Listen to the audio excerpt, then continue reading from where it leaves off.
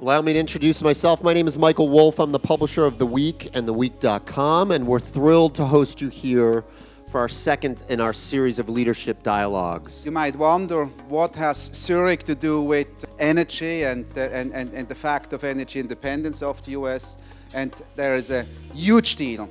This theme is very, very relevant for us in terms of how do we position ourselves 10, 20 years down the road. Say, for example, what presence do we want to play in the Middle East, given what is happening here in the US on energy, and how relevant is that? Is energy independence really possible? Yes or no, and why?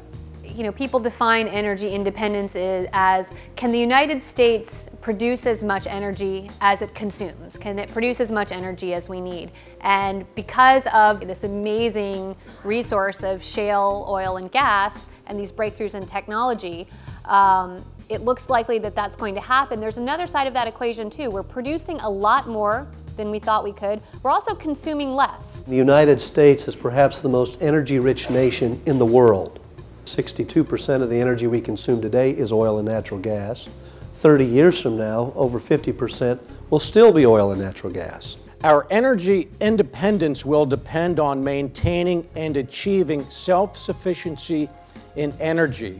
Who said that? It was Richard Nixon way back in 1971.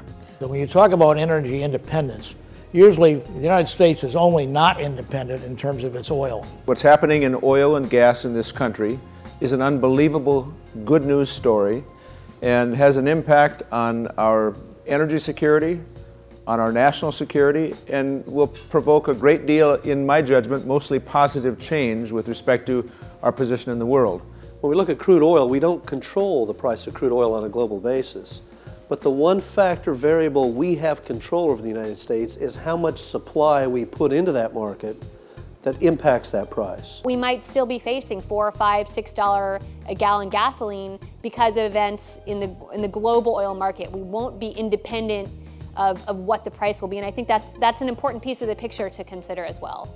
The other thing that gets overlooked sometimes is the revenue. Many people don't understand the oil and gas industry today contributes $86 million a day to the federal government. We would be vastly mistaken not to encourage the technologies that may give us flexibility in the future.